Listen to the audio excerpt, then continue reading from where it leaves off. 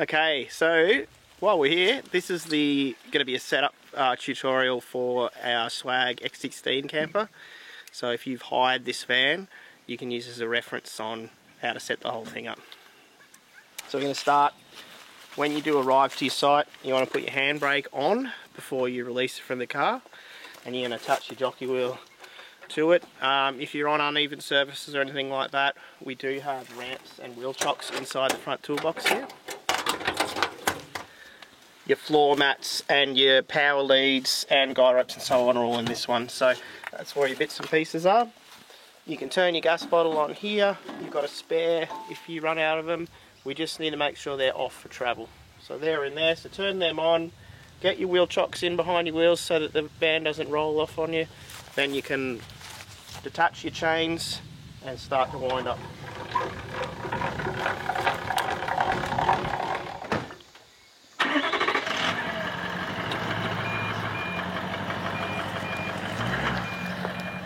Alrighty, so next, once we've got the vehicle off the car and moved the car, you can then go around and put down the 4 stabiliser legs.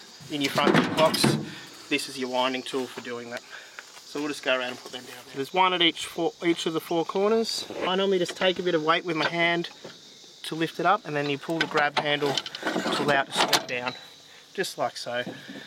Then just got to put your handle on here, and you want to wind them down to the ground, just like. Okay, so next we just want to pop up the roof. So we've got 4 clips on the corners of each of the roofs. We just got to unbuckle them.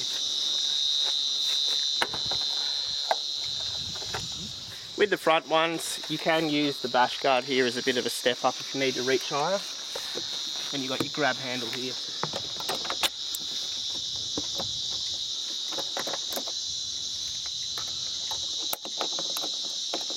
Okay, so now all the clips are off. When we do go inside the van, we're ready to lift the lid up.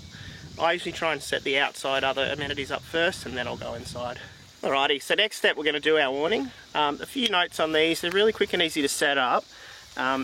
Just on their intended purpose though, these are really designed for being a shade as such, not a high wind, high rain type scenario.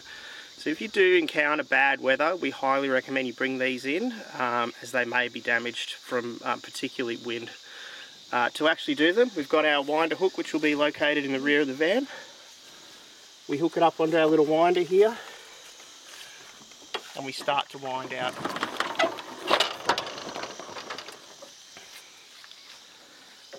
One other thing that's important with these is that you do want to try and support the weight as you wind it out. So what we normally do is wind it out about 1 foot. We then lower the legs to take the weight as we wind the awning out.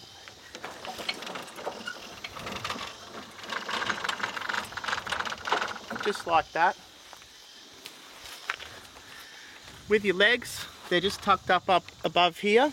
Just got to be wary, there's a knuckle here. You need to actually pull the knuckle all the way out and lower it beforehand. If you have this in and then try and lower it, you can break the knuckle. So we just lower it down like so, and we've got our adjustment handle here.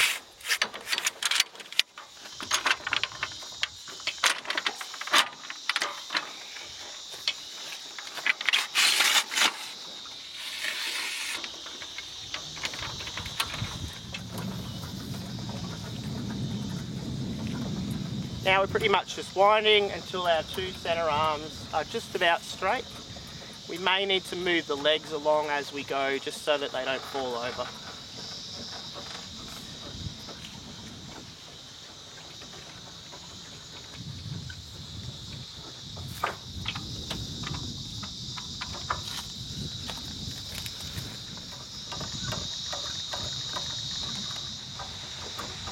Alrighty, so next we can set up our kitchen and our fridge, so we can open those up. Fridge and storage is in this one. We've normally got your pots and pans and so on in these drawers. Slide out fridge with a little servery as well there. Things to check here is, did the plug, make sure the plug stayed plugged in here, and same inside the van here as well. Next we're going to set your kitchen up. So you just want to lift this lever up and push your blue lever down. You can pull it out slowly. If it stops halfway, you may need to re-push that lever down. Like so.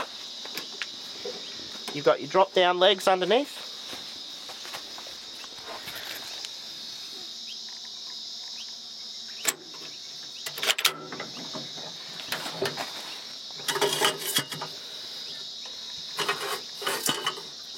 You push it in and you turn it. And that runs your gas. Now we're just going to fold up our drying rack, fold out our servery,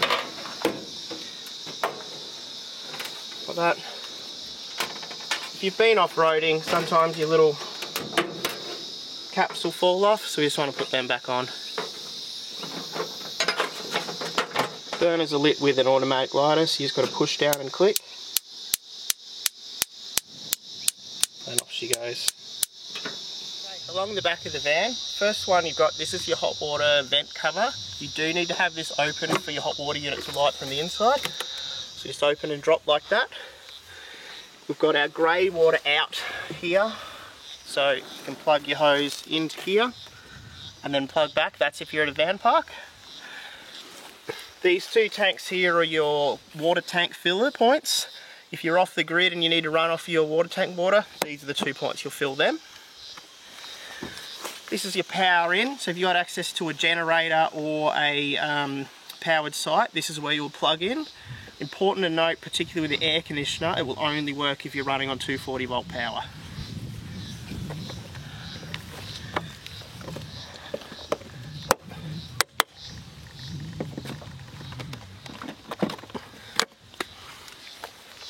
Okay, so if you've got access to mains water, you can plug the hose into the front here.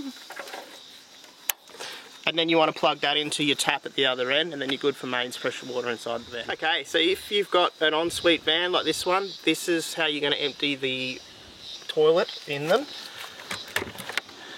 So we've got our cassette in there. We normally put some chemicals in there for you to use at the same time. So we just put this little lever up and pull the cassette out. Got your handle out, and now we can wheel this off to the dump point, which there'll be a designated dump point you'll go to. Okay, so we need to do this at a dump point. You'll fold your handle back over. You're going to turn this and open the end. You're then going to pour it, and as you're pouring, you push this button to release any suction. As the tank empties out, you can then put it back up. Usually your dump points will have a hose. You can flush the tank, give it a rinse, and pour it out again. When we get back to the van, we can then drop one of our little chemical capsules back in, and you're ready to go again.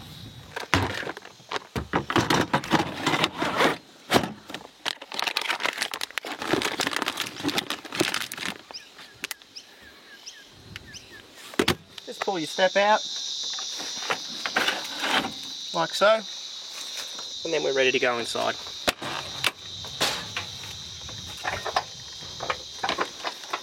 Okay, so your power management system's just on the inside of your door. You've got your one override power switch, which will turn everything off. You've got your gauges for how much water you've got in either of your tanks. These obviously, as labelled, have all the different power points and water pumps and all that sort of thing. A couple of ones I would probably leave off unless you're using it is the inverter, because it uses more battery power. The rest can probably run most of the time. Also down below you've got your radio there. You've also got all your light switches. And you've got this. Okay, this one's one of the more important parts of the van, and that's the hot water igniter. A few things you need to check before you go to light this one is, you want to make sure your gas is on. You need to make sure your water pump is on, or that your mains water is connected. And you also need to make sure that your vent cover is open. As with any of those not done, it will not light. To light, you've got a rocker switch here, which you can either select the 60, which is warm, or your 70, which is hot. When you want to actually light it, you just flick the rocker switch up or down, and you will hear a click. You then want to wait about 15 to 30 seconds to see if a red light comes on here. If the red light did come on, it means that the unit did not light, and that could usually be an indicator of you've forgotten one of the few things we said earlier, or there might be a bit of air in the gas line. It just needs to purge the gas. The important thing to note here though is if you don't try and relight this, it will just stay off. So what we need to do if it doesn't light, as you can just see there, is recenter it and then light again. And we just repeat that process until we get no light appear, and then we've got hot water running. Okay, so we'll just lift the front part of the roof first. So you just use this lever here. It's actually easy to get underneath it.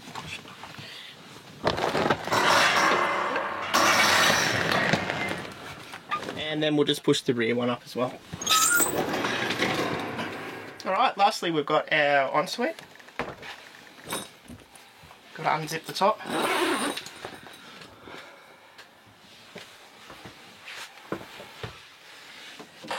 You've got your shower here, which you can hook up there.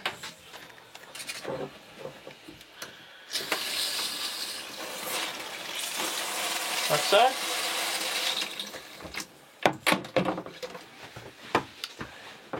You've got your toilet unit here, so to use this one, open it up. You've got a lever at the front, click that, do your business, and your flushes here. We've also got this little indicator here, will tell you if the toilet is full. At that point it is time to empty it, as there's nowhere else for the waste to go. When we're finished, just make sure you close the lid so that there's no smell.